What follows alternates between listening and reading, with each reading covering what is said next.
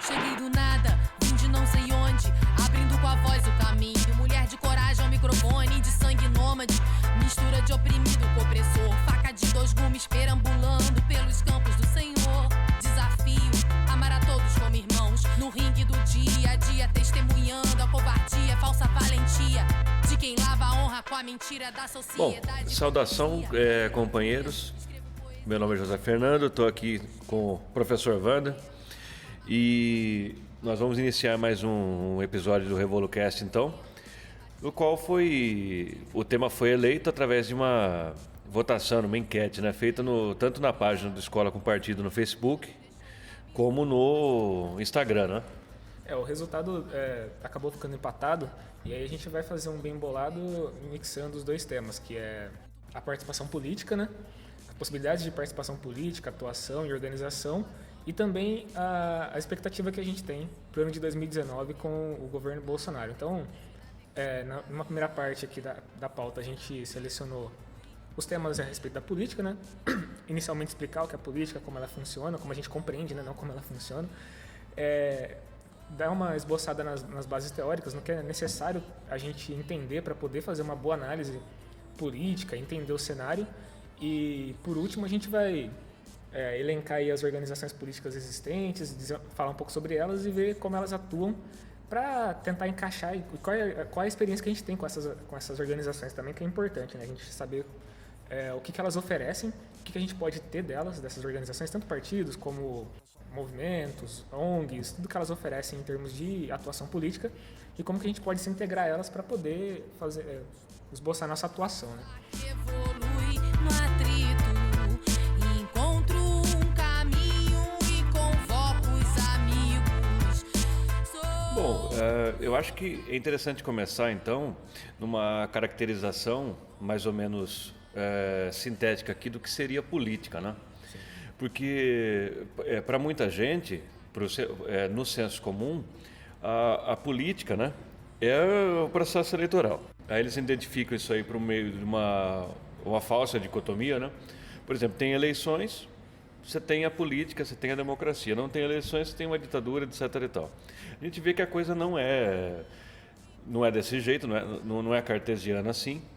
E a gente vai tentar, a partir da exploração um pouco do termo, elucidar isso ou dar mais aí elementos para os companheiros pensarem a política enquanto tal, o que ela é, né?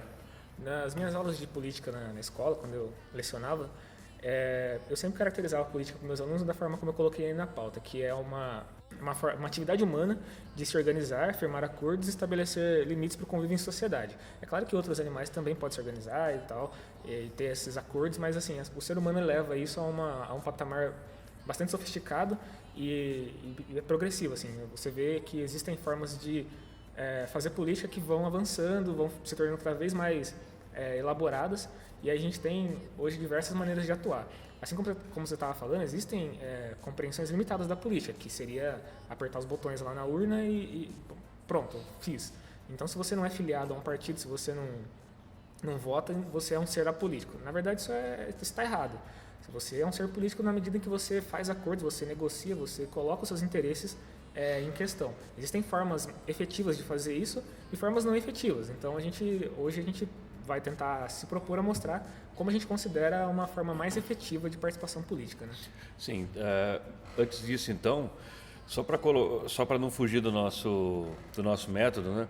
Do ponto de vista marxista, a política, então, ela é um reflexo dos caminhos econômicos da sociedade.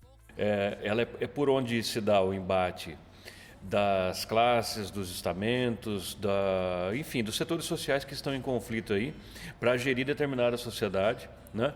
E a política, no sentido, se a gente for... Porque, por exemplo, como nós somos marxistas, a gente concorda com Maquiavel. Marx concordava com ele.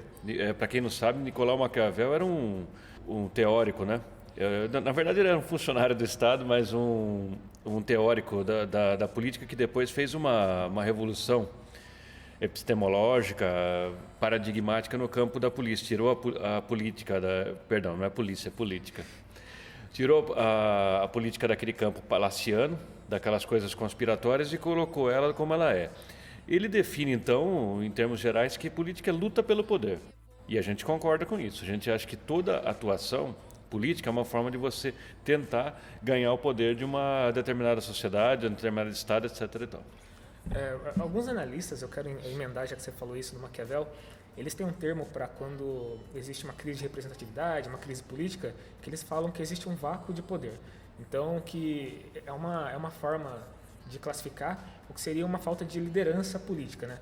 E isso daí é uma pura mentira, não existe vácuo de poder, existe sempre alguém exercendo poder. Por mais que não pareça ou que você não consiga perceber, existem forças políticas que atuam mesmo sem que você perceba. Por exemplo, hoje mesmo, o pessoal não se dá conta, mas existe uma interferência enorme política dos militares no poder. No STF. E o pessoal não se deu conta disso ainda. É muito difícil perceber, as pessoas não se dão conta de como esse poder é exercido. Então, assim, existem indícios e acho que qualquer pessoa que tenha uma mínima acurácia científica, ela procura primeiro os indícios para depois determinar qual é o cenário. Você não pode olhar para o cenário como ele parece e falar assim, tem STF, tem Senado funcionando, tem, sei lá, os poderes constitucionais estão funcionando, então temos uma democracia. Não, não é bem assim. Tem que ver quem que está atuando com o poder, quem está exercendo o poder de fato, para poder determinar o cenário político como ele é, né? Exatamente. Aliás, o que você está dizendo é uma formulação muito interessante. A gente poderia até aprofundar o raciocínio agora, não era tanto da pauta, mas vale ressaltar. Isso aí é uma ilusão que o pessoal tem, que eles acreditam nisso aí, que se você tem um arremedo de instituições que são consideradas democráticas em funcionamento numa sociedade, você teria seus problemas democráticos resolvidos. O Brasil é uma prova cabal que isso aí não existe. O Brasil não tem Estado de Direito, tem lei aqui. É da cabeça do juiz, é da cabeça de qualquer pessoa. Por exemplo, o STF, quanto tem? 11 ministros ali? É um número bem pequeno. Eles comandam os caminhos da nação, foram eleitos por ninguém. Então isso aí é uma prova de que instituição nada, não tem democracia nenhuma. E outra, e mesmo que essas instituições estivessem em pleno vapor, a gente sabe que no tempo da burguesia isso é uma ditadura burguesa sobre a sociedade, com uma demão de direitos civis, etc. e tal, que se modificam muito de acordo com a tensão, com as forças políticas em conflito. Né? Esse modelo que a gente conhece muito bem de democracia presidencialista, de coalizão, né, com vários partidos negociando apoio e tal, ele é um modelo basicamente recente, assim, ele não tem tanto tempo assim. Mas mesmo assim, se a gente quiser entender mesmo o que a política é e como que ela é exercida, a gente precisa olhar quem são os atores de poder de fato. E o poder econômico, hoje em dia, no capitalismo, é o poder que mais importa. Você tem que rastrear para quem que essas pessoas trabalham. Você vai olhar um deputado, ver que ele está votando a favor ou contra um projeto de lei, você tem que analisar quem foi que financiou aquela campanha, a quem que aquele deputado responde, quais são as pautas que ele coloca. É óbvio que existem pautas ideológicas, mas na grande maioria... Em muito pequena medida. Muito pequena medida. E eu diria até que quase nada. Não, essas pessoas trabalham pelo poder econômico. Hoje em dia a gente tem a bancada ruralista, tem Sim. as indústrias, o Senai, os patos da Fiesp, que têm seus próprios interesses e eles colocam esses interesses em favor deles por meio dos deputados, senadores que aparentemente somos nós que elegemos, mas não somos. Exatamente. Por isso ficaria então, eu acho que, não sei se você concorda integralmente com isso, quero que você dê sua opinião depois, mas assim, isso aí que o companheiro Wander está falando é muito interessante no sentido de assim, a democracia representativa, que é o que vigora hoje na República Brasileira, ela deveria ter o povo expressado ali dentro. Não está. Por exemplo, as mulheres são a maioria no Brasil, segundo o IBGE. Poucas mulheres são parlamentares, né? Estão no Congresso Nacional. Pobres são a maioria no Brasil. Tem muito pouco representante da classe operária ali, ou quase nenhum. O que é? Se a gente tirasse uma fotografia da alma, do ectoplasma do Congresso Nacional, o que ia sair? Setores da classe dominante. Você tem ali os ruralistas, você tem o pessoal do lobby da indústria, que é bem fraco, estão apanhando bastante, vão apanhar mais o Bolsonaro ainda. Sim. Setores do sistema financeiro. Então, a gente tem que ver quais são os limites disso. Isso aí, já adiantando um pouco o tema, deveria pautar a ideia dos companheiros que estão tão imbuídos da ideia de que as eleições e a luta institucional é tão importante. Foi dito pelo Ciro Gomes, tem que fazer essa, é a única opção que tem que fazer, né? a uma oposição correta, etc. e tal, porque ele é um republicano, né? Sim. Não, então fica evidente que, assim, vamos dar um salto aqui, que eu já fiquei maluco. Eu dividi a atuação política em duas formas básicas, né? É lógico que elas se dividem em muitas mais. Só que é o modo revolucionário e o modo reformista. O que se propõe ao manter as instituições, ao tentar fortalecer as instituições, é reformá-las, não é modificá-las em nada. Então, assim, imagine que a gente tem um político como Ciro Gomes, ou mesmo o PT, que também governou durante muito tempo, eles implementaram políticas reformistas. Então, essas políticas elas só foram possíveis com uma conciliação de classes, que eu acho que os companheiros já conhecem essa expressão, já ouviram falar, que nada mais é do que uma conciliação com os capitalistas. O que o Lula propôs em termos de reformas só foi possível, só foi encaminhado porque houve essa conciliação. Os empresários recuaram um pouco, entenderam que era necessário naquele momento que as políticas reformistas passassem mesmo pelo Congresso e elas elas fossem aprovadas. Então a gente tem Bolsa Família, ProUni, Enem, uma série de políticas que vieram decorrentes do governo Lula, mas que não atacam de fato a estrutura de classes que existe. Elas apenas reformam as instituições e dão a possibilidade de que as pessoas tenham o mínimo de dignidade. Então, desse ponto de vista, não existe nada de revolucionário no governo do PT, apesar de ser um governo popular, de ter uma política voltada para bem-estar social, né? Para o bem-estar social, para as classes menos abastadas. Ela não traz nada de novo em termos de política. É isso que os companheiros talvez não compreendam bem. Não é comunista, o PT não é revolucionário, o PT é um partido da esquerda, está no campo da esquerda, mas que atua dessa maneira, de maneira reformista. É um partido que se apoia em amplas bases sociais. Os movimentos significativos de massa hoje eles são a base de apoio do PT, CUT, MST, principalmente, né? E uma outra centena aí de milhares de sindicatos e tudo mais que apoiam o governo do PT. E como foi assinalado mesmo, o PT não tem pretensões revolucionárias, né? Isso aí porque a gente costuma brincar, né? O PSDB, que é o Partido Social Democrata do Brasil, ou brasileiro, não sei bem qual aqui se refere a sigla, mas de social-democrata não tem nada. É só parar que quem cumpre o papel social-democrata no Brasil foi o PT que cumpriu.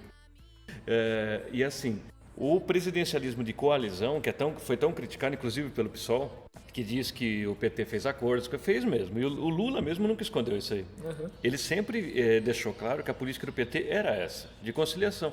Tanto que na primeira eleição do Lula, não sei se os companheiros vão se recordar, provavelmente sim, o aval, a subida do Lula ao poder, foi dada porque ele desposou como vice o Zé Alencar. Era um grande industrial. Era do PL naquela época, um partido bastante de direita. Então ali estava expressa a conciliação de classes, o que seria possível fazer naquele momento. Era um momento de muita efervescência.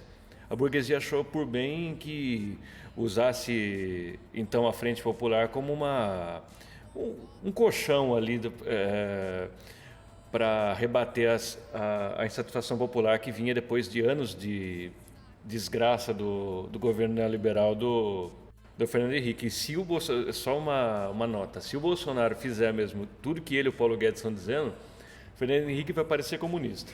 Cabe a gente fazer uma pequena explicação aqui sobre o que seria o governo neoliberal. Acho que muita gente que ouve o nosso podcast, pelo que eu tenho percebido, ou não compreende muito bem, ou não tem idade para ter vivido a experiência de conhecer um governo neoliberal. O que o governo neoliberal faz? Então, assim, quando o Fernando Henrique assumiu o governo, depois de um governo provisório, depois da crise do Collor, o Fernando Henrique estava com uma bomba relógio na mão ali. Ele precisava resolver vários problemas. Não vamos negar aqui que o que foi deixado para ele era de fato um problema. E como é que eles propuseram resolver esse problema? Privatizando tudo que tivesse no Brasil. Então a Vale foi privatizada nesse momento, as empresas de telecomunicação foram privatizadas nesse momento, e isso causou um efeito de estabilização. O Fernando Henrique ele tem esse mérito, acho que eu posso dizer isso, de ter pegado o Brasil num momento bastante crítico e ter estabilizado. Não numa coisa boa, não quer dizer que estabilizou num momento bom, numa coisa que beneficiava muita gente, porque a gente viu no final do governo dele que tinha muita gente que estava morrendo de fome com as políticas neoliberais, porque não era gasto um centavo em política de bem-estar social, que é a essência do governo dele. Hoje seria entendido como um governo de austeridade. Um governo de austeridade. Todo o Brasil pagou um preço enorme por aquilo. O que o pessoal não entende é que a política de privatização, num primeiro momento, ela te dá caixa. Então você consegue manobrar aqui e ali, você, sei lá, consegue abaixar a taxa de juros, você consegue, como o Wander disse, estabilizar um pouco o país. Só que o que estourou depois foi um negócio enorme, e não é só no Brasil. O neoliberalismo que foi implantado pela Margaret Thatcher na Inglaterra deixou o país numa penúria enorme. Estouraram greves de tudo quanto é jeito. O Chile pinochetista, do mesmo jeito. Onde o neoliberalismo pisa, ele faz um estrago significativo nas forças produtivas, em todas as reservas do país, tudo mais, e tanto que nenhuma riqueza nacional está salvaguardada sobre o governo desse povo aí. O que o governo neoliberal em geral faz é entregar essa administração das riquezas para os capitalistas. E o que os capitalistas querem fazer é ter lucro. Então eles não vão ter lucro, eles não vão lucrar nada se eles não esfolarem ao máximo a força de trabalho. Então o resultado a longo prazo de política neoliberal é em geral isso, é uma população pauperizada, um arroxo salarial enorme e a população em pobreza. Você pode estabilizar economicamente o país porque isso abre brecha para investimentos estrangeiros. Então, no período do Fernando Henrique, a gente teve um ascenso ao crédito enorme do Brasil via FMI, que é o Fundo Monetário Internacional. Então, assim, o FMI entende o quê? Que se existe uma privatização enorme dentro do Brasil. Empresários injetando dinheiro ali para comprar os ativos do país. Então, é um momento que o FMI pode emprestar mais dinheiro para os empresários para que isso seja um motor da economia. Em teoria, isso parece muito bonito, muito funcional. Só que no longo prazo, como a gente viu no final do governo Fernando Henrique, o que a gente tinha no Brasil era uma desgraça, era o caos econômico e social total, né? A privatização, ela tem como mote, os defensores dela, eles partem por aquele princípio assim, você pega uma coisa da administração estatal, que por excelência é ruim, eles dizem isso aí, já é uma falácia. E você abre para a iniciativa privada e você vai gerar a partir daí a concorrência. Mentira. Porque, veja bem, quais são as grandes concorrências que você tem no ramo da telecomunicação? Nenhuma, você tem um monopólio.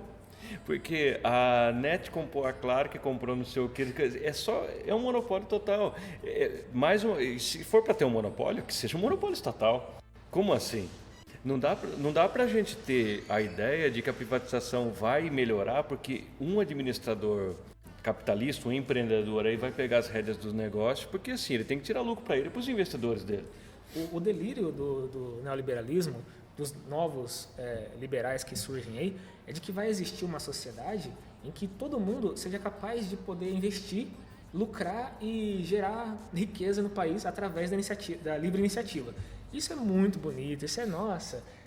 Os neoliberais ficam de pau duro com essa possibilidade. Só que na realidade prática o que acontece é que quem já tem grana monopoliza a porra toda e começa a travar a possibilidade de um país de manobrar nos setores estratégicos. Então, por exemplo, se a gente tem privatizado todo o setor energético do país, como é o futuro, o governo Bolsonaro está indicando que vai acontecer, o governo não pode manobrar caso ele queira que a indústria produza mais, como tentou fazer a Dilma há alguns anos atrás, reduzindo o preço da energia. Então essa manobra é estratégica. O país percebe que ele quer que a indústria produza mais, então ele dá condições para isso. Só que num cenário onde tudo é privatizado e é monopolizado, o cara cobra quanto ele quiser, que se foda os interesses do país. O interesse do país não está colocado, o interesse do capitalista em lucrar. E em dólar ainda por cima. Em dólar. Porque você precisa... Ele é estrangeiro, ele investiu em moeda estrangeira, ele não vai querer receber em real. Então os preços da sua conta de luz vão ser corrigidos pelo dólar. Recentemente aconteceu um negócio muito legal, a gente tá meio fugindo, mas foda-se, que alteraram umas regras para despacho de bagagem nos aviões, aí, nas empresas de avião. O governo ele tinha uma regra lá, que você podia despachar de graça. Aí falaram assim, tá muito difícil isso aí, vamos começar a cobrar, porque os empresários precisam lucrar e isso daí vai baratear o preço das passagens. Quem quiser despachar, despacha, quem não quiser, não despacha. Não aconteceu nem uma coisa nem outra. Não ficou mais barato as passagens, caiu a demanda por voos e os caras estão se fudendo, eles não conseguem lucrar. Não é um resultado direto dessa política, mas é um aspecto que prejudicou mesmo o andamento econômico do setor aéreo por conta dessa ganância, dessa sandice de que o Estado não pode regular coisas básicas do funcionamento econômico, né? Então, e a atuação do Estado deveria ser realmente essa. Vai regular o que acontece no próprio país. Porque como é que seria isso aí? O Estado, então, tem que só reprimir os revoltosos, as pessoas que não concordam com aquilo lá, e todo o resto tem que ficar nas mãos da iniciativa privada, que a gente sabe bem como eles são, que o pessoal fala que os serviços estatais, eles são um ensejo à corrupção. Pessoa indicada por político, tudo bem. A gente pode até considerar, tá bom, que não é tanto assim, mas as empresas privadas, elas são ultra corruptas. Elas sonegam impostos trilionários. E esse é realmente o rombo no país. A gente, no WhatsApp, eu acho que foi o Pomba que levantou a questão de os bancos estarem sugando mesmo a riqueza do país, através de juros e tudo mais. E aí, o que o Pomba estava propondo é uma coisa que o Ciro sempre fala, que é a auditoria da dívida, que é uma política que o PDT encampou e o Ciro é a ponta de lança disso daí. Ele fica sempre falando da auditoria da dívida. De fato, eu quero explicar uma coisa para os companheiros aqui que talvez não seja tão fácil de entender, mas que é fundamental. Os países, eles se endividam para poder financiar suas obras, a infraestrutura e tudo mais. E os bancos cobram juros em cima disso, assim como cobram de nós, pessoa física, né? Só que o que acontece? O endividamento de um país, ele é convertido em papéis de dívida, que eu posso comprar e cobrar a dívida, como se eu fosse o emprestador do dinheiro para o Estado brasileiro. Em cima disso eu ganho juros e assim você cria um mercado inteiro de financiamento da dívida pública. Então o que está acontecendo? O Brasil emprestou dinheiro, vamos supor que emprestou R$1.000, ele pagou esses R$1.000 já, só que o que está acontecendo agora é que o Brasil está pagando os juros que foi cobrado em cima desses R$1.000. E em cima desses juros existem outros juros e mais juros. Então esse dinheiro que já foi pago, está sendo pago há anos, não Sim. para de ser pago nunca. Ela é parasitária, ultra parasitária essa dívida. Ela come a renda nacional. E a política econômica que existe hoje para lidar com isso, na verdade é emitir mais papel, ou seja, emitir mais dívidas para as pessoas lucrarem, e isso nunca vai ter fim. O que é a proposta reformista do Ciro Gomes? É você fazer uma auditoria, ver ali quanto que o Brasil deve e dar um jeito de pagar isso daí. Não sei como, não sei porquê, mas assim, o que seria uma política revolucionária, já que a gente, voltando um pouco para aquela dicotomia que eu abri. A política revolucionária é fazer o seguinte, dizer assim, nós não devemos nada, não vamos pagar nada e foda-se essa dívida. Essa é a única política racional em relação a essa dívida pública, porque o dinheiro já foi pago. Então não faz sentido. Exatamente, sim. Eu não vou, um governo que se importasse realmente com o seu povo, com a sua população, ele deveria voltar e dizer assim, não, eu não vou pagar essa quantia, essa fatia enorme do orçamento para a dívida pública, se eu posso investir isso aí em saúde, em educação e tudo mais, isso aí unido a outros meios de tributação que são mais razoáveis, resolveria o problema de qualquer país. Eu acho que agora fica claro para os companheiros a desproporção que existe no poder político entre a classe dominante e a classe trabalhadora, que somos nós, né? A gente está aqui dando exemplos para demonstrar que, na verdade, o caminho revolucionário, que é o que eu defendo e acredito, é o caminho mais racional diante da desproporção de poder. Não tem como você ficar fazendo barganha de reforma com um agente de poder como é a classe dominante, que não se importa com isso. Eles têm muito mais... O poder econômico convertido em poder político acaba gerando uma questão coercitiva, que você não pode sair, não tem como você questionar, a não ser por meio da força, por meio da revolução. Né? Não tem como você negociar com o capitalista e falar, essa dívida aqui, vamos fazer uma auditoria. Isso jamais vai acontecer. O Ciro Gomes é um iludido e ele está iludindo os correligionários dele. Né? Sim. Ou ele também acredita que isso aí seja o melhor ponto mesmo, porque ele é um homem também de fácil entrada na burguesia e tudo mais. Não é muito diferente dos outros políticos de plantão. O que acontece, para a gente dar prosseguimento aqui, é que assim, como é que a gente vai conseguir entender? Porque o pessoal fala assim, não entendo de política, ou a política é muito difícil, não sei. Não, de fato mesmo. É uma seara complexa e tudo mais. Nós chamamos a atenção para o método, a adoção do método. Não é? Você precisa ter uma bússola, você precisa ter um norte político para que você tome as suas decisões, você faça as suas análises. e para você não fique desnorteado diante da multidão de coisas acontecendo. É assim, não é que a gente faz as nossas análises aqui, só queria deixar claro. A gente não é nenhum vidente, não se trata de pessoas sobrenaturais, é só um pessoal mais organizado, que tem um método e sabe que a partir daí é o eixo de atuação.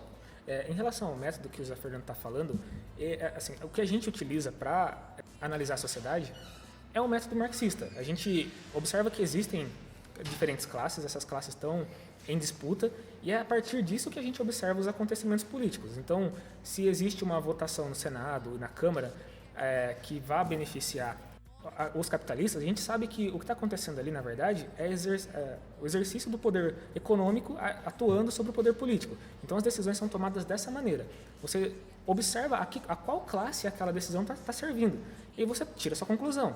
Não é nada muito elaborado, a gente não tem que ler 8 livros para tomar uma decisão e fazer uma análise. A gente já leu essas coisas, a gente já tem uma base e um método. Esse é realmente o que você está falando. A gente tem uma forma para analisar. Se você olha o que está acontecendo por fora, na superfície, às vezes você pode pensar, nossa, uma votação acirrada que deu um resultado imprevisível. Não. Aquilo ali é tudo milimetricamente pensado. O STF também, as instituições que aparentemente não são políticas, também atuam politicamente. Você pode observar isso claramente na STF Sim. hoje, priorizando a perseguição a determinados políticos e a outros não. Tudo isso é reflexo da atuação das classes, da luta de classes. Né? Foi muito bom se tocar nesse assunto. Eu só queria chamar a atenção dos companheiros para um assunto que entrou em voga agora nesse final de semana, né? Que é a extradição e a prisão do Cesare Battisti, né? Um militante das Brigadas Rojas, durante um período na Itália, né? Dizem lá, o pessoal conta a história que ele matou gente, etc. e tal. Ninguém sabe se é verdade isso aí, o pessoal acusa mesmo. Só que assim, o STF encampou a luta contra o cara, pediu mesmo a prisão e a extradição dele, né? O que a gente pode tirar? Por que eu estou chamando a atenção para isso? Durante o governo Lula, foi encampado o asilo político, que é uma tradição do Itamaraty, para que garantisse o asilo político ao Cesare Battisti, que é um perseguido político. Embora o Mino Carta tirou na Carta Capital que ele não é um perseguido político, mas essa foi uma sandice dele, né? Terrível. Momentânea. Só que assim, o que significa o STF ter tomado essa decisão? Que ele está se moldando ao governo Bolsonaro. Então, vocês notem que as instituições elas vão mudando de forma e se adequando a quem está no poder. Por isso que não é bem assim, porque as instituições estão funcionando, então elas vão ser um freio ao Bolsonaro. Olha o freio aí. Elas vão se adequar ao governo Bolsonaro. Tudo bem, vai ter uma ou outra voz dissidente, a gente não pode individualizar a conduta, a gente tem sempre que partir como que atua o coletivo. É isso. Tem uma coisa inocente também de pensar que existe alguma neutralidade nas ações das instituições. Não existe neutralidade nenhuma, quero deixar claro isso aqui. Instituição neutra que age politicamente, até porque, eu vou fazer um outro parênteses aqui, a própria justiça, a própria lei, ela é uma expressão de política. Você não faz uma lei, você não faz nada sem uma votação, sem um acordo político. As leis são um acordo político e elas só são respeitadas ou não por uma vontade política. Você pode ter uma cambada de leis ali expressando isso e aquilo, até porque se realmente as leis funcionassem nesse país, o mundo seria lindo. Você lê a Constituição de 88, você olha lá, nossa, tem reforma agrária, muito bom. Tem um negócio bonito pra caralho lá. Só que a aplicação dessas leis, elas dependem da política, elas dependem da vontade política de quem está no poder e quem exerce poder de fato. Então, não vai acontecer nada do que está escrito ali. Não existe essa neutralidade. É bom que os companheiros gravem muito bem isso na cabeça, que o que está no papel é simbólico. O que vale mesmo é a atuação política. Eu separei na segunda parte, no segundo ponto, no ponto 2, que eu queria rapidamente falar, do que a gente pode usar, sobe um pouquinho, Ana. A gente precisa de fontes para poder tomar nossas decisões, a gente precisa de fontes confiáveis. Então eu elenquei ali pontos que eu acho importante, vou ler aí rapidão, para a gente poder entender da onde a gente parte para poder fazer uma análise da realidade. Eu destaquei coisas importantes para que a gente possa fazer uma análise da realidade sem sem ilusões, né? Então a primeira coisa a gente já falou, que é ter um método, que é entender de onde a gente parte para olhar para a realidade. Nós partimos do ponto de que existe uma luta de classes e que isso se expressa politicamente. Então, a hora que você vai buscar informação, existe inúmeras informações. Existe o WhatsApp, o maldito WhatsApp, onde a sua tia vai lá e te manda que vai ser implementada uma política de mamadeiras de piroca. Parece tonto falar isso, mas hoje em dia... Isso aí ajudou a ganhar a eleição. Então, isso exerce influência política nas pessoas, cara. Como é que você faz para não cair nessa ilusão? Você tem que ter uma visão crítica. Olhar para aquela madeira de piroca. Você vai ver. É difícil concentrar, né? Você vai olhar para aquilo e vai falar assim, não, vamos supor que o pessoal que queria mesmo implantar uma política dessa aí, porque eu não sei qual que seria o objetivo dessa política mesmo. Fazer de um modo tão tosco e explícito assim não seria contraproducente? Sim, sim. E assim, a primeira coisa que eu coloquei ali é você buscar chocar as fontes. Então, assim, tá bom, sua tia mandou pra você lá que o governo do PT e o Haddad vão fazer uma madeira de piroca. Vou olhar ali no Estadão, ver se tá falando a mesma coisa. Não tá? Tá, vou olhar em outra fonte. Vou ver na Veja, vou ver no Carta Capital, vou ver no Isto É, na Época. Então, o ponto é esse, é buscar fontes variadas, não pegar o que você recebe de imediato e assimilar como verdade, né? E a outra coisa é evitar a armadilha do senso comum. Então, por exemplo, o pessoal fala muito do PT, fala, o PT é corrupto. Tá bom, você pode admitir que existe corrupção no PT e nas instituições políticas. Então, você vai lá num instituto, numa pesquisa, existem ferramentas, por exemplo, como o Cielo, que é uma ferramenta acadêmica, é mais específica para quem já é. Os ruídos concentro e a batida faz sentido. Te digo, a segurança é um jogo. Ai, cara, vocês são uma madeira de piroca. Eu não consigo ficar sério falando disso, cara. Essa porra é muito ridículo, cara. É tosco demais e exerceu uma influência enorme na cabeça das pessoas. As pessoas pautaram o voto delas por essa porra dessa madeira de piroca. Nem existe essa merda aí, né? Que governo que ia ser? Uma vez inventaram que o Kim Jong-un queria que todo mundo cortasse o cabelo igual a ele, sabe? Aquele cabelo de tigela. Pô, mó da hora aquele cabelo. Né? E o pessoal concordou com isso aí. Falou, não, é verdade, você viu só, lá ninguém pode ter o corte de cabelo diferente. Daí você pensa assim, o nível de repressão que era necessário para você cortar o cabelo igual aquele cara. Nossa. E o governo ia mover pessoas para fiscalizar se cada barbearia estava cortando igual a ele. Então, parar para pensar um pouco, né? Ele precisa ter o senso crítico. Então, assim, evitar a armadilha do senso comum que eu tava dizendo é você procurar fontes que não se baseiam no senso comum, que tem uma mínima pesquisa científica. Então, você olha lá o dado e veja lá. Bom, tem fontes do IBGE, tem algum instituto, sei lá, que pesquisa isso há anos, que está endossando aquela informação. Então, você tem formas de poder escapar do senso comum, de dizer assim, o PT é corrupto, como eu estava dizendo, um exemplo, né? Existem rankings, existem pesquisas que mostram o número de candidatos que estão sob processo, que estão sendo indiciados. Você tem que olhar os números, não adianta você basear a sua opinião e depois tomar uma atitude prática no quesito político baseado no senso comum. Isso é uma falha gravíssima, é um erro que vai te levar para um caminho que você não conhece, que te aliena, né? É alienação pura isso. E a sua atuação, então, além disso, quando você já tem essa base teórica e tudo mais, você precisa procurar as vias de ação, né? Que eu acho que é o próximo tópico aqui, né? Então, é a forma de se organizar politicamente, de atuar, assim. Eu separei algumas instituições que são icônicas assim na atuação política, historicamente e também atualmente, né? Eu separei uma em específico que a gente vai comentar de forma eu quero que seja bastante crítica, porque é um movimento que surgiu no Brasil recentemente que está tendo muita influência, né? Que é o MBL. Depois a gente vai chegar nele. Mas assim, das organizações de esquerda que eu destaquei, que eu acho importante, inclusive uma delas eu estudei no meu TCC, tem a UNE, que é um movimento estudantil. Então, por exemplo, eu sou um estudante que quero ver alguma modificação, alguma melhora nas minhas condições de estudo.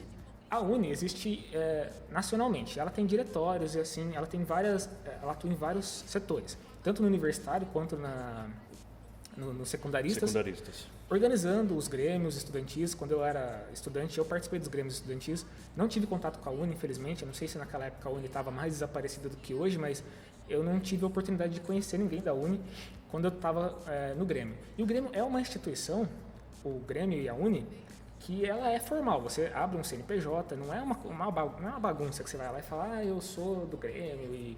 Não, é uma pessoa jurídica, você tem uma atuação efetivamente formal ali, no sentido de pautar o que a escola faz, do que a escola, as políticas que a escola escolhe, que a escola planeja. Então, a escola tem um orçamento e os estudantes têm a oportunidade de participar disso, no nível regional mesmo. No conselho, né? Bastante local, exatamente. E aí, trocando em miúdos, aí, a UNE, as organizações dos secundaristas, elas são o quê? Elas são um núcleo de aglutinação dos estudantes organizados, que eles para dar a eles o respaldo para atuar politicamente. Seria a forma mais... tudo bem, tem outras, mas a forma mais direta de atuação do alunado, então, na briga, tanto dentro das escolas, como atuação em outros momentos, que a UNE participou. Durante o regime militar, a UNE foi para a clandestinidade e tudo mais, porque a revolta dos estudantes era muito grande, ela estava sendo canalizada pelo pessoal da UNE. Naquela época tinha o Vladimir Palmeira, o Zé Dirceu, o Travassos, todo na direção, né, Sim, eu tive uma oportunidade de ter contato com a UNE, inclusive a Karina Vitral era a presidente da UNE na época, ela foi para uma votação do DCE da Unimap, então eu conheci ela lá. Foi um pouco desastroso a visita dela na Unimap, porque acabou mais tumultuando a votação do que ajudando mesmo os estudantes a compreender, porque a Unimap, né, cara, é um coxinhato ali, o pessoal é super pequeno burguês e ela não conseguiu ter voz ali, acabou que a atuação dela não foi efetiva. Mas a UNE, ela tem esse papel, ela comparece nas votações de DCS, de chapas em geral, de organização de estudantes, e fornece ali uma base para os estudantes atuarem, porque individualmente sua atuação é nula. Você não pode falar assim, eu sou um estudante e vou atuar politicamente aqui. Você imagina só o cara com mochilinha, um caderno na mão, ele chega lá e vê destruído pela burocracia da escola, e quanto mais é estatal. Exatamente, você não tem voz. A representação organizada, ela é fundamental por isso. Ela dá sustentação à voz de uma organização. Sim. Então, se individualiza a conduta, essa é uma questão anarquista, né? Ela devia ser rejeitada pelos marxistas, por quem se pretende marxista pelo menos, e aí já chama atenção para os companheiros também, que a gente aqui, eu, por exemplo, como sou trotskista, eu acho que a atuação política mais aguda que você pode ter é dentro de um partido revolucionário. Fora é difícil, você vai ficar incompleto, né? Como a gente falou, entrar num partido reformista, vai ficar fazendo o que lá? É difícil. Não vai mudar porra nenhuma, né? Essa que é a grande questão. Ou se juntar a um grande movimento, como é o MST, ou no caso, você é um operário, você se sindicaliza e passa a militar na CUT, né? Também é uma forma, porque aquilo lá também é um partido da classe operária também. Só uma coisa importante é que a atuação prática, então, a gente está falando aqui muito de ação, de atuação, ela tem que estar balizada por uma formação teórica básica, né? Você não vai entrar nessas organizações para atuar simplesmente. Você não pode sair de boca aberta gritando aí sem saber o que você está fazendo. Qualquer coisa que você quer. Você tirar uma palavra de ordem, você precisa ter formação política. Você precisa ter teoria. Como Marx dizia, a teoria não substitui a força das massas, mas a teoria se transforma em arma quando ela é absorvida pelas massas. Então, é uma coisa totalmente dependente da outra. Né? Sim. E o RevoluCast nada mais é do que um estímulo a isso, né? Exatamente. A formação política, primeiro teórica, para depois a arma da crítica. É isso aí. Não substitui a crítica das armas, mas estamos fazendo a nossa parte. Né? A minha alma tá armada e apontada para a cara do sucesso. Os pais sem voz, não é paz, é medo. Às vezes eu falo com a vida, às vezes é ela quem diz qual a paz que eu não quero conservar pra tentar ser feliz. Às vezes eu falo com a vida. Agora há pouco a gente falou sobre a UNE, a gente esboçou o que a política fez um belo... A gente fez um resumo do que a gente entende como política, depois passou pelo a questão da mídia, né? Falou da UNE, e a gente vai falar das outras formas de organização política que a gente entende como importantes de serem comentadas, né? A primeira que está na nossa lista aqui, na verdade, não é um movimento em si, mas sim vários, que são os movimentos identitários, que a gente identifica como parte fundamental da luta política, mas não a única, né? E muitas vezes as pessoas substituem o movimento feminista, negro e LGBT pela luta de classes, que é a luta que a gente busca atingir, melhorar, né? E esse tipo de movimento, como a gente assinalou já anteriormente, que infelizmente não ficou gravado, ele tem sua importância, ele deve ser, sim, ter seu espaço na luta política, mas não deve ser o protagonista, porque o que realmente está na estrutura da exploração e da opressão mesmo é a questão da luta de classes. Então a gente tenta priorizar isso, tenta dar uma luz para que os movimentos, tanto feminista quanto negro e LGBT, entendam que a luta deles é importante, mas dentro todas essas lutas existe uma luta muito maior, que é a luta de classes, né? Sim, aproveitando a oportunidade, a gente vai fazer algumas considerações a respeito de como é que a gente compreende isso, porque muitas vezes dá-se a impressão de que nós estamos contra esses movimentos, que nós estamos posicionados contra os gays, contra as feministas, e não é assim. Esses setores, eu não sei bem por qual razão, mas eles são meio refratários a debate. Eles ficam muito exaltados quando você coloca em questão os métodos de luta deles. Não, notem, não a essência da luta, porque a gente entende que esses setores mesmo são extremamente oprimidos na sociedade. A gente entende, como marxista, que a violência do oprimido não pode ser comparada à violência do opressor. A gente sabe que eles vão lutar por quaisquer meio que tiver mesmo à disposição deles, só que a gente tem que, como a gente se pretende constituir a vanguarda do proletariado com o pensamento marxista, munir as massas dessa arma que é a teoria marxista de libertação, nós também, a gente se vê na obrigação de pelo menos colocar isso no debate, né? E como que a gente faz isso? Criticando o método, não a luta. Então, só vamos frisar aqui, não estamos contra os movimentos das minorias, do negro, do gay, das mulheres. Pelo contrário, estamos do lado deles. São setores que estão oprimidos, principalmente os negros e as mulheres, eles são maioria na sociedade, né? Não estamos contra eles, mas nós temos uma oposição metodológica.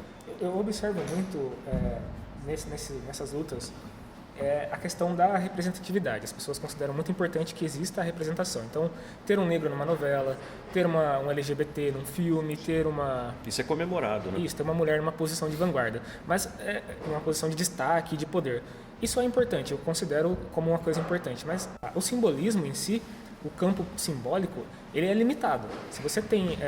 vamos supor aqui, vamos fazer um exercício de hipotético, de que os negros não sofressem opressão, que do dia para a noite alcançassem a libertação e pudessem ser considerados como iguais na sociedade, sem nenhuma discriminação nem nada. O que ia ficar mantido, mesmo com o alcance dessa igualdade? Iam ficar mantidas as estruturas de opressão de classe. Então, o negro pobre, apesar dele ter ascendido, ele ainda continuaria pesando sobre os negros ricos, na verdade, né? Continuariam pesando sobre os negros pobres, as mulheres. O capitalismo, ele sempre busca estruturas hierarquizantes para poder legitimar sua dominância. Então, mesmo que os negros não sofressem essa opressão, existiria uma classe ainda em que os negros estariam oprimidos. Isso não libertaria todos eles. Exatamente. Não é uma questão de escolher um ou outro para ser libertado, mas de libertar todos. Até porque na sociedade de classes, que você tem estabelecido a dominância de uma classe sobre as outras, você tem opressores e oprimidos. E você vai ter setores que são mais oprimidos que os outros.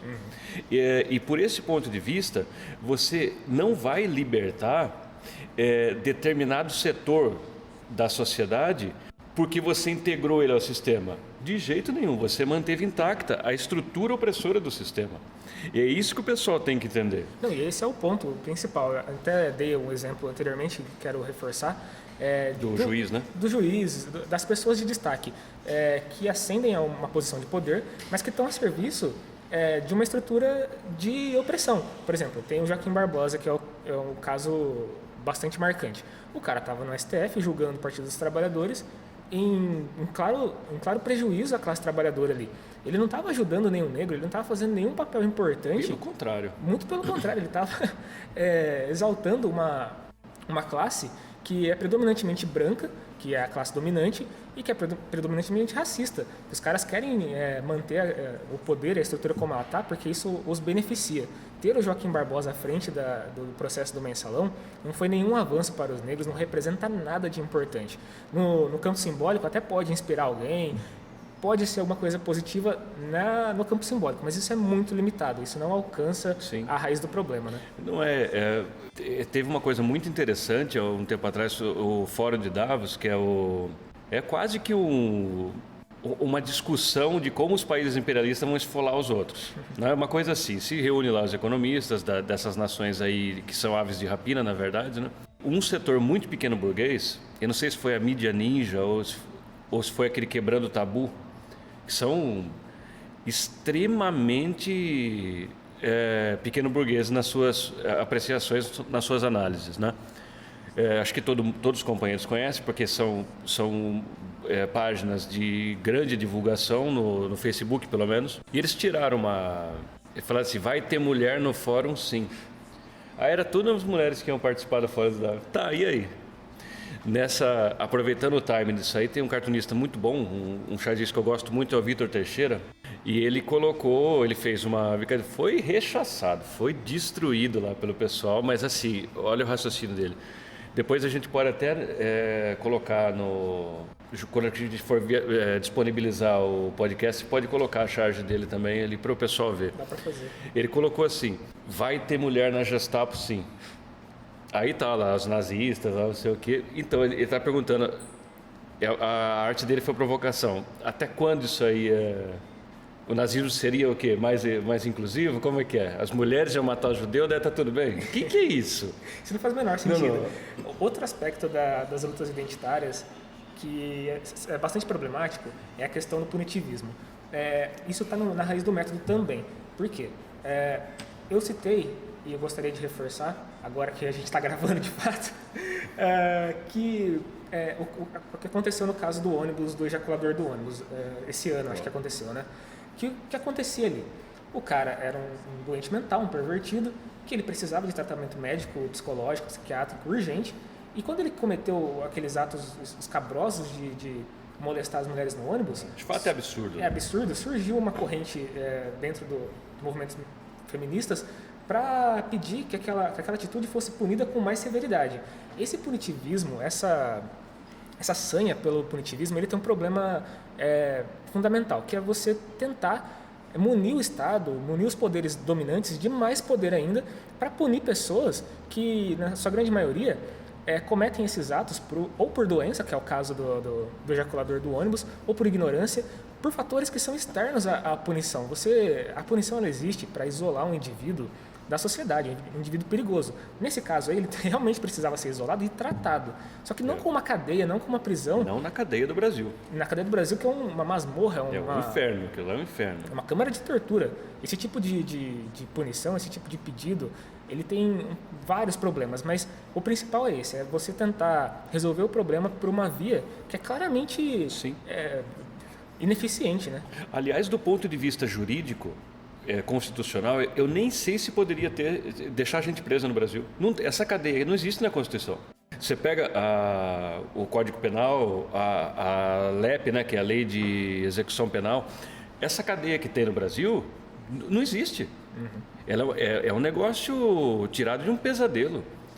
Então a gente pode chegar ao ponto de dizer, evidentemente que algum jurista pode dizer com muito mais propriedade que eu, mas assim, por definição, todo encarceramento no Brasil é ilegal, é anticonstitucional, porque aquilo não existe, aquela masmorra lá. E sem falar que também o ordenamento jurídico, ele está sofrendo agora, não agora, mas sempre, ele sofre uma influência do poder dominante, não tem como você negar isso. As pessoas que exercem influência no poder judiciário, nos ministros, elas têm um interesse claro.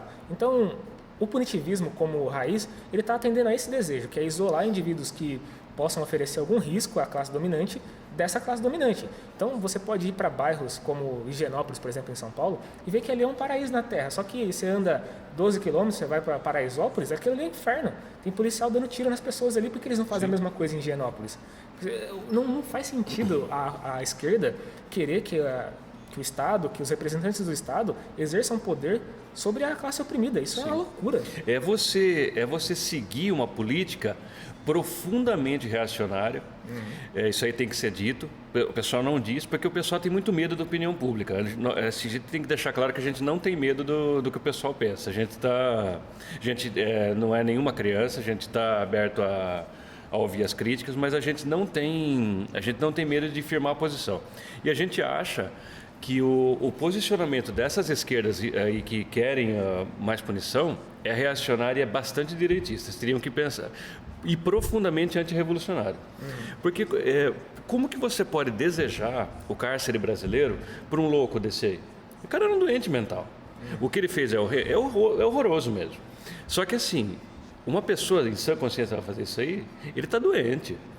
A política de encarceramento de massa, ela é responsável por esse salto exponencial que teve no número de encarcerados no Brasil.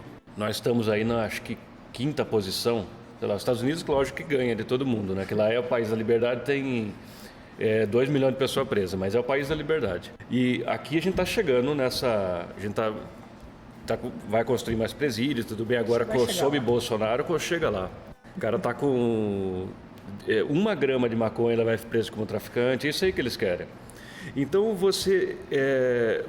essa esquerda está fazendo a mesma coisa que os neoliberais fizeram. Você cria com uma determinada política econômica, você cria um caos social, e aí como é que você vai dar remédio para isso? Você encarcera o pessoal. Não é assim que faz. Você tem que ir lá na raiz do problema e resolver ele com políticas públicas. Como é que você vai encarcerar as pessoas? Seriedade. Eu acho que a gente conclui esse assunto, pelo menos, dos movimentos identitários, apontando quais são os problemas com eles. Não dizendo que eles não devam existir, isso de maneira nenhuma. Eles prestam um serviço importante, muitas vezes promovendo discussões, né? Denunciando, que é fundamental isso daí, que é ocupar o espaço mesmo da discussão. Porque se você exclui essa discussão do espaço, dá a impressão que também não existe nenhum problema, mas não é isso. Não é isso que a gente está dizendo. É que colocar o problema também é tão importante quanto... A forma de colocar o problema é tão importante quanto o problema em si, né? Sim. A resolução do problema. E aí a gente parte também para... eu queria comentar muito uma coisa importante aqui, que eu coloquei a CUT como uma organização política importante de se conhecer e de fazer parte. E recentemente o presidente da CUT, ele deu uma declaração de que ele gostaria, que ele vai dialogar com o governo Bolsonaro. Não sei se chegou a ver isso. Eu não cheguei, mas é uma capitulação enorme. Não, isso daí me assustou em uma proporção. Eu não sabia disso. Eu fiquei atordoado. Eu esqueci o nome do presidente agora, da CUT, mas ele disse que ele legitimou o governo em primeiro lugar. Ele disse que o governo foi eleito de forma legítima. Ele foi o Boulos 2 agora. Ele foi o Boulos 2. Falou que, pelo fato do governo ter sido eleito, eles vão dialogar, eles vão buscar dialogar, e que eles consideram que a luta dos trabalhadores tem espaço para ser ouvida nesse governo. Isso é de uma capitulação e de uma... Esse é o Wagner Freitas ainda? Wagner Freitas. Muito obrigado. Meu Deus do céu, esse cara tirava tanta coisa boa na época do golpe. Pode ter sido um deslize, eu acho que... Ou eles estão... Nossa... Existem 2 possibilidades para isso. Um deslize grave no discurso e na política, na proposta de política, ou uma ameaça, que é uma coisa que é bastante factível, dado o caráter fascista do governo. Ele pode ter sido ameaçado, pode estar sobre algum tipo de coerção, e falou isso para tentar amenizar os ânimos. As coisas, mas assim, a gente teria que alertar ele aí que não vai adiantar. Não é?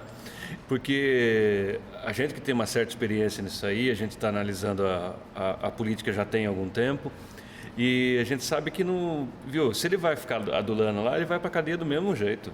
Não vai... A CUT, ela é uma central sindical. A única, aliás, que serve para alguma coisa no Brasil. As outras centrais sindicais, com lutas e a força sindical, elas são todas para dividir o movimento, são golpistas.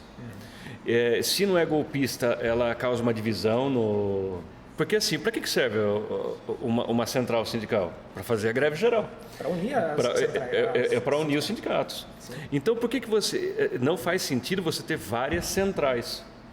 Porque, não, o centro é uma coisa, está centrado aqui, é a CUT.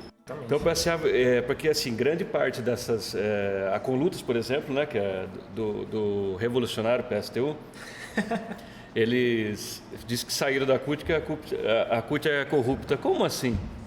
Viu? Vai lá, tira uma chapa, tenta brigar, você vai abandonar uma organização criada pelos operários porque tem 2 caras ali que são pelegos. Não dá para acreditar nisso aí. E só deixando claro também que a CUT está aqui porque a atuação política sindical, ela tem uma importância fundamental no Brasil. Ela é tradicionalíssima.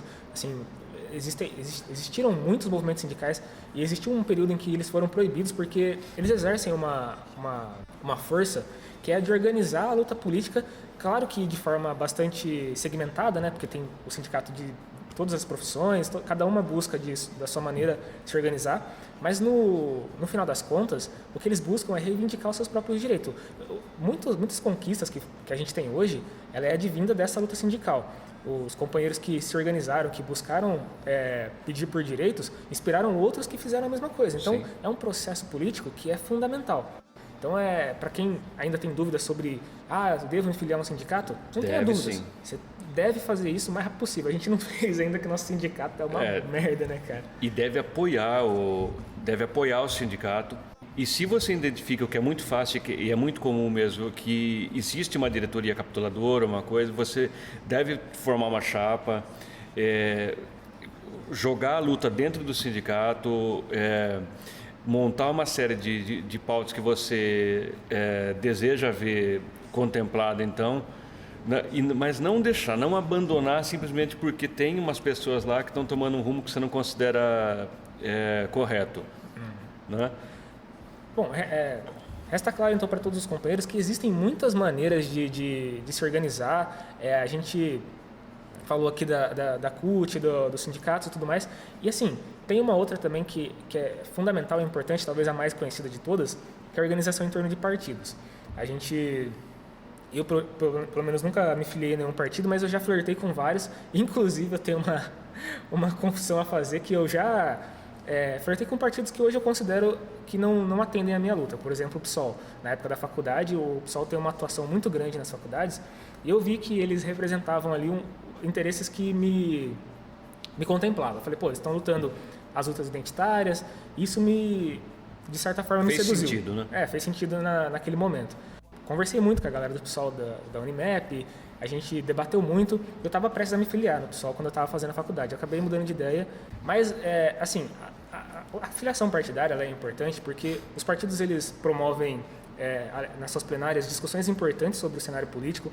Alguns partidos fazem análises de conjuntura que dão uma noção para quem...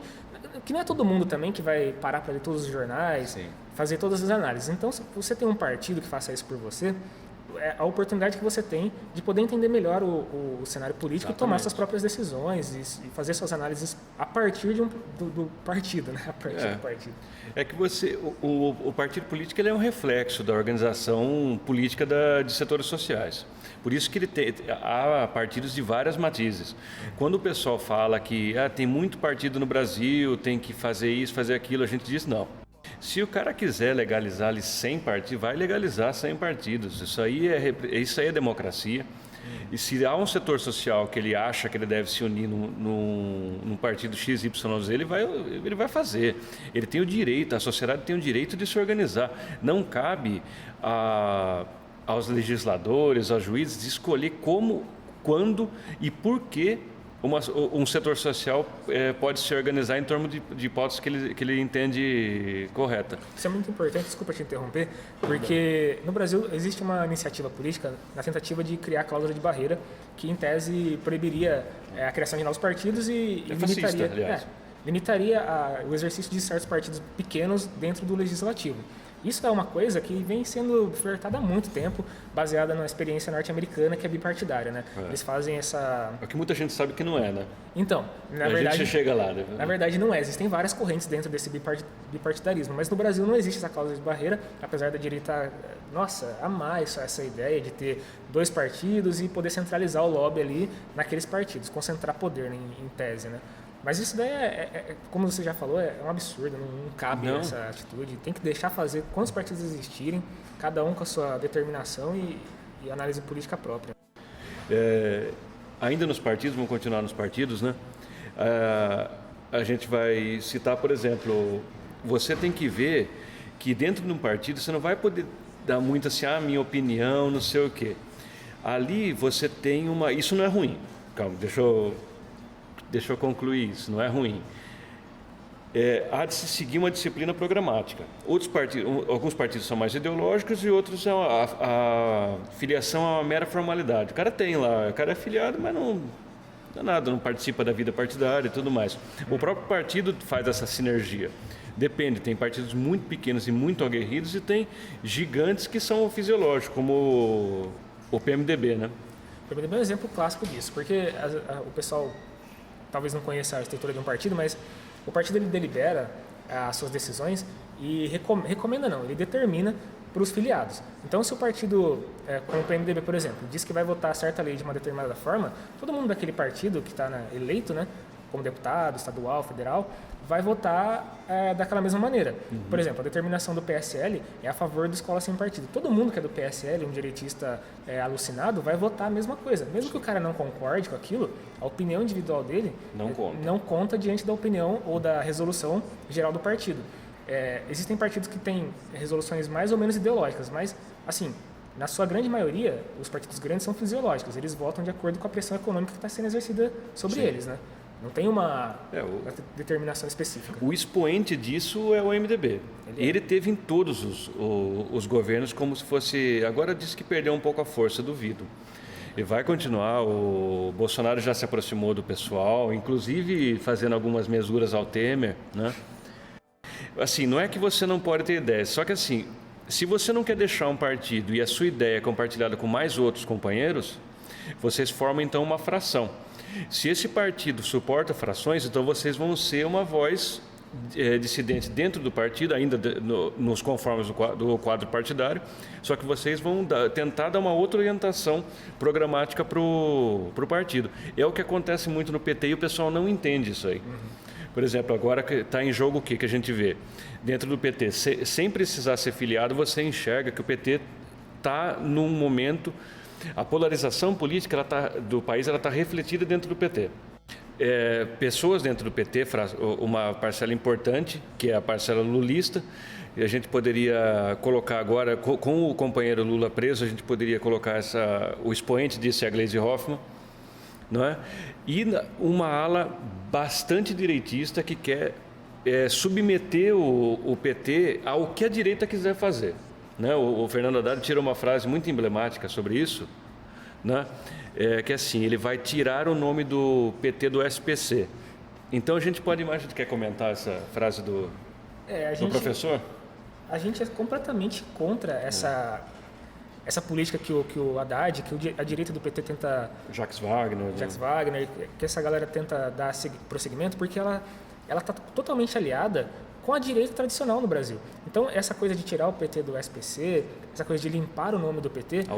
Autocrítica, que é uma frase, uma palavra detestável para dizer basicamente uma coisa, que é assumir a culpa do PT em relação à corrupção e determinar que o PT deve extinguir esses quadros do partido. Então, se um membro foi denunciado, por exemplo, ou até mesmo julgado e condenado, esse membro deveria ser excluído do partido. Mas quem que está julgando esses quadros? Quais os interesses que estão por trás de quem julga e condena os quadros do PT? É isso que o companheiro Haddad deveria começar a raciocinar antes de emitir qualquer opinião, porque isso que ele está fazendo é completamente capitulador. É capitulador, é direitista. O trabalhador não concorda com isso. Que trabalhador concorda que o Lula foi condenado justamente nesse processo? O trabalhador quer Lula livre. Exatamente, não existe isso. E outra, eles não estão fazendo isso à toa. Esse pessoal aí, a ala da meia-culpa, a ala da autocrítica, virou agora uma escarpideira, né? O expoente disso aí é o irmão do Ciro Gomes agora. Ele é como se ele fosse uma vitrola arriscada, ele só fala de autocrítica agora. Do PT, né? Dele não. Né? Ele tirou uma entrevista totalmente direitista. Ele só faltou se pendurar no saco do Bolsonaro. Foi assim. O pessoal que é do PDT, me desculpe, mas aquilo foi deprimente, foi de um nível de decadência tão grande que quadros experientes devem se desfiliar do partido. E aqui que a gente tem que assinalar muito claramente como é que você identifica a política de determinado partido. Se o partido está aliado às políticas mais direitistas da sociedade, se ele está replicando o que os direitistas falam, se ele está endossando a Lava Jato, como fez a Luciana Genro e outros quadros também da... Aquele bêbado lá, como chamava? Não é o Babá, é o... Não, é o cara lá, que falava só de Lava Jato lá, foi candidato a presidente. Caralho, eu esqueci. Esqueceram, que parecia o Coringa, do Batman. Eu esqueci o nome dele. Bom, mas de qualquer maneira, a gente identifica a política de determinado partido ou membro do partido de acordo com quem ele se alia. Se ele está replicando coisas que os banqueiros estão falando, que a Fiesp está falando, se ele está replicando esse discurso, ele está na direita. Não importa se se o partido está no campo da esquerda, o que ele está replicando é uma política direitista. E a gente tem que assinalar muito bem isso. O PT ser de esquerda, ser um partido de esquerda, não impede que existam quadros de direita lá dentro. Não isenta ele, como teve... Eu falei isso quando não gravou, mas eu acho que é massa assinalar. Os companheiros, não sei se conhecem a história do PT, mas o PT, já na formação dele, tinha uma luta enorme dentro do PT, e uma das palavras de ordem era o PT para os trabalhadores. Porque já havia uma tendência, e essa tendência na época era mesmo capitaneada pelo Lula e pelo Zé Dirceu, de fazer acordos com a burguesia, uma conciliação de classes, né? Essas frações ainda existem, algumas foram expulsas, que depois criaram o PSTU, o PSOL, o PCO, né? O PT, nessa fragmentação que ele teve, ele criou muitos partidos hoje que atuam na esquerda do país. E parece que o grupo do Lula chama Articulação, dele do Zé Dirceu, que é o Zé Genuíno, um pessoal da antiga. Só que hoje essa ala lulista, ela está à esquerda. Ela está à esquerda e o grupo do Tarso Genro, o Jacques Wagner, o próprio Fernando Haddad, eles estão tentando fazer o quê? Adequar o PT ao gosto dos golpistas, ao gosto da direita. E como que eles vão fazer isso? Luiz Inácio Lula da Silva. Eles estão abandonando Lula na cadeia. Isso é essencial, porque o que a direita quer? Se o PT abandonar o Lula na cadeia, virar a página do golpe, finalmente, e levar para frente uma política direitista, ele vai ser quase uma oposição consentida. Um MDB da época da ditadura. Essa é a capitulação que a gente quer evitar e encarecidamente pedir aos companheiros do PT que evitem, que lutem o máximo que puderem contra isso, porque se o PT se transformar nisso que eles estão construindo, que é um partido meramente progressista em algumas pautas, mas que não se opõe e também não faz uma ligação direta com a base de trabalhadores, com a CUT, com o MST, o PT acaba. O PT vai virar mais um MDB da vida aí, de partido de políticas fisiológicas e de acordos com a classe dominante que não favorecem o trabalhador em nada, né? Pode mudar o nome de Partido dos Trabalhadores para Partido Capitulador. Exatamente, seria muito... de PT para PC, né? E eu gostaria de falar também, por exemplo, quem está nessa onda de abandonar, que a pauta não pode mais ser Lula livre, que isso aí, essa pessoa que eu vou citar, acha que a polarização, a continuação da luta não está na liberdade ou não do Lula, não é isso aí, que não ficou claro até agora, porque uma liminar do Marco Aurélio de Mello mobilizou a caserna. Será que esse homem é importante ou não? O país ficou num compasso de espera tão angustiante que a alta cúpula do Exército se reuniu imediatamente. Então, doutor Marcelo Freixo, dá para abandonar o Lula lá? Ele não representa mais nada? Quem que representa as UPPs que você defende? A polícia carioca, né? Que você anda passando pano que não mataram a Marielle, né? Bom, então é muito importante o que você está falando, porque, inclusive, um detalhe importante é que a caserna se reuniu não em qualquer lugar. Eles se reuniram no segundo andar da STF. Olha aonde que eles estão governando. Na casa deles, né? Na casa deles. O Dias Toffoli, que é o ministro ministro de estimação dos O militares. ministro Fantoche, né? O ministro Fantoche, ele está replicando uma política que é determinada pelos militares. E é bom assinalar também qual é a política dos militares, porque o pessoal acaba, acho que não conhece muito bem a história do militarismo no Brasil, mas ele tem uma origem completamente maluca. Eles são, né, por definição, positivistas desde a origem. Eles acreditam que existe uma ordem que deva ser seguida, a ordem, o progresso que está na bandeira, né, que é uma frase... É um dístico positivista. Positivista, e que não é uma ordem, progresso vinda de qualquer um, a qualquer custo. É uma ordem vinda de pessoas iluminadas, que tenham... Grandes homens heróis. Grandes homens, heróis, intelectuais reconhecidos, são pessoas que ditariam o que deve ser a política de cima para baixo a partir de um conhecimento que eles consideram que seja válido. Não é uma ordem democrática, eles nunca pregaram isso, nunca se alinharam a isso. Eles são positivistas e são imperialistas também, eles se aliam a políticas muito parecidas com as dos Estados Unidos, foram a favor de mandar tropas para o Haiti quando os Estados Unidos requisitou isso daí. Cumprindo um papel vergonhoso do ponto de vista internacional. Foi lá oprimir o povo haitiano que já estava massacrado. Sim. Por políticas econômicas desastrosas, desastres naturais também. A política militar é essa, é uma política capituladora diante do imperialismo e bastante hierárquica. Exatamente. E completamente antidemocrática. Eu acho que é claro isso. Né? E se a gente for fazer uma digressão do ponto de vista histórico, a gente vai achar, a gente não vai encontrar muitas tomadas de postura legalista do Exército de Caxias, não. Há muito e muito, muito tempo, e isso é muito tempo mesmo, que o Exército não cumpre um papel legalista, né, de guardião da ordem estabelecida. Claro que do ponto de vista, a gente está falando do ponto de vista do papel, né? Do regime burguês, eles sempre tentaram manter a ordem, né? Aquele papel, mas eu digo aquele papel pretoriano, de salvaguardar mesmo as instituições e tudo mais. Pelo contrário, eles são golpistas. O que eles estão fazendo no STF, quem não percebeu ainda, a gente vai indicar duas coisas. Ou você está com problema de vista, não está conseguindo ler direito as notícias, né? Ou mesmo você está faltando ligar sabe aquele... A gente recomenda aqueles desenhinhos que você liga os pontos. Aí você vai treinando com aquilo, quando você vê uma notícia, você consegue. Infelizmente, a análise política... um cenário muito complexo, ela acaba sendo difícil de fazer.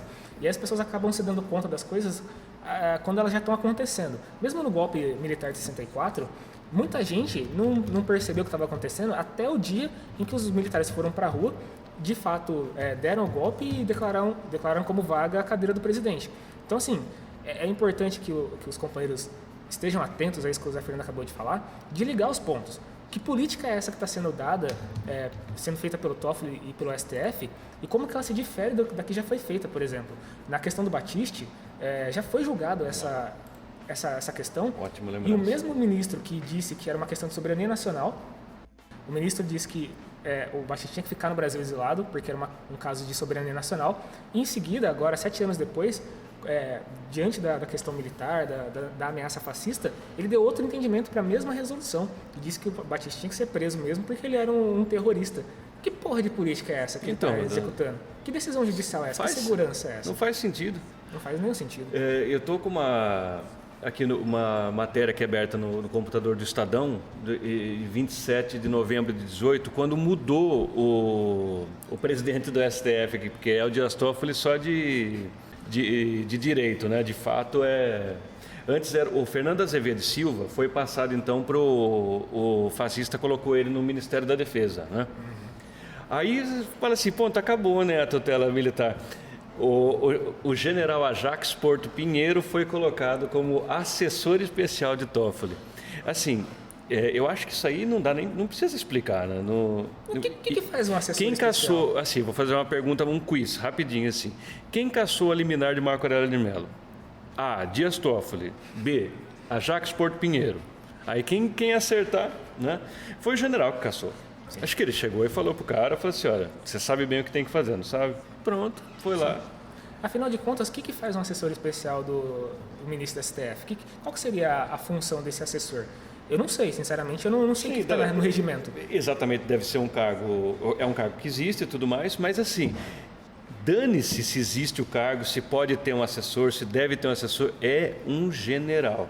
E a gente vê que ele não opine nada só em questões que mudariam o curso do golpe. Me abraça e me dê um beijo, faça um filho comigo, mas não me deixe sentar na poltrona no dia de domingo. Para fechar então, falar sobre o MBL, que é esse movimento direitista que surge em 2013. Ele, como eu coloquei na pauta, é um movimento que serve apenas e tão somente para colocar em curso as ideias neoliberais que se travestem aí de alguma coisa que seja minimamente palatável, mas que, em essência, nada mais são do que uma forma de trazer o conservadorismo moral e as políticas neoliberais que não beneficiam a classe trabalhadora. Eles falam muito dialogam muito com a juventude, isso que me deixa preocupado, porque eles estão galgando espaços no movimento estudantil, estão galgando espaço em vários movimentos jovens, quando na verdade o que eles estão pregando é uma coisa completamente autoritária, arcaica. Antiprogressista. Eles são um churume mesmo da ideologia burguesa que está sendo colocado goela abaixo e propiciando diversos retrocessos no Brasil. Né? São idiotas guiando idiotas, cegos guiando cegos. Haja visto o nível cultural dessa gente. Kim Kataguiri, Arthur Duval, que a mamãe falei, Alexandre Frota, Nando Moura, todo esse pessoal, assim, o que eu estou falando tem vários que não são ligados diretamente ao MBL, mas concordo com as pautas integralmente, quase. Esse povo aí, eles são contraditórios, eles são hipócritas. Por quê? Primeiro, eles são contra o Estado, agora são deputados. Um já era vereador, que é o Fernando Holliday. Agora, eles eram antissistema, estão no sistema. Aliás, estão na base de apoio do presidente. Não contente com isso, eram antipartidários, achavam que o Brasil tinha muito partido, hoje consideram montar um partido do MBL. Então, assim, dá para levar essa gente a sério. Esse povo não tem pauta, eles são protofascistas. Se houver um endurecimento maior do regime à extrema-direita, esse povo aí vai ser ele já tem uma base formada para atuação fascista nas ruas. Eles já fazem isso, eles tentam ocupar os lugares com violência, com grito.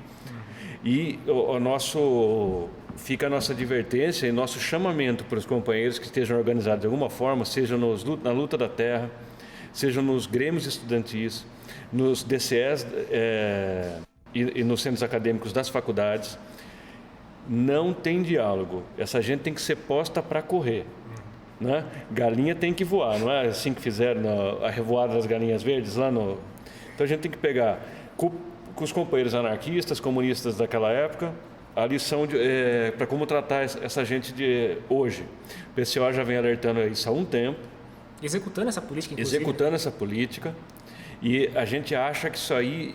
A gente concorda integralmente com isso. Não tem conversa com essa gente. Eles são dissimulados. Eles podem até propor um debate. Eles vão começar a chincalhar isso aí. Eu acho que... Basta ver um vídeo daquele Mamãe Falei. Ele é um provocadorzinho barato. Não, ele não tem nenhuma política, nenhuma ideologia. Eles estão aí para semear as ideias mais de retrocessos maiores que eles puderem colocar.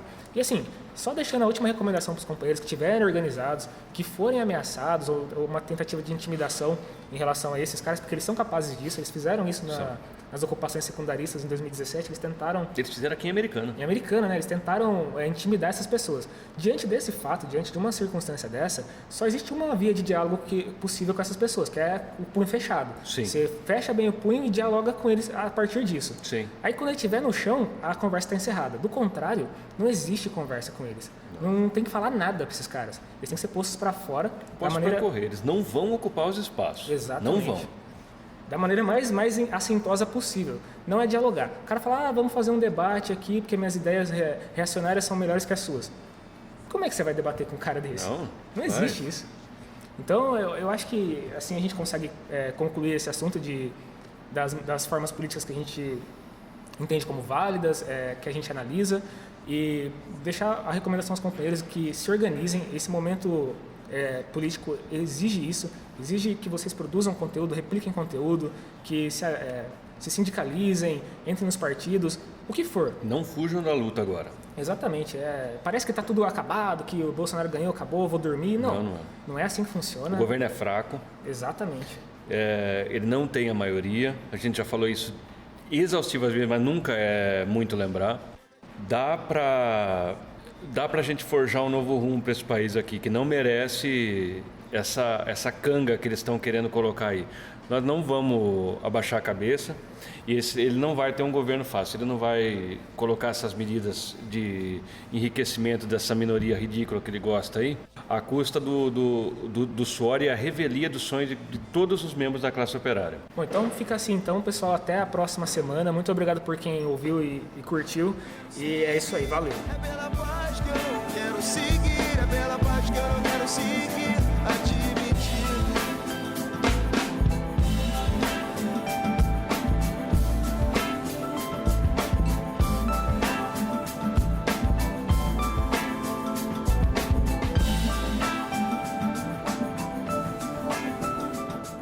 É isso aí, amiguinho. Dá like, compartilha.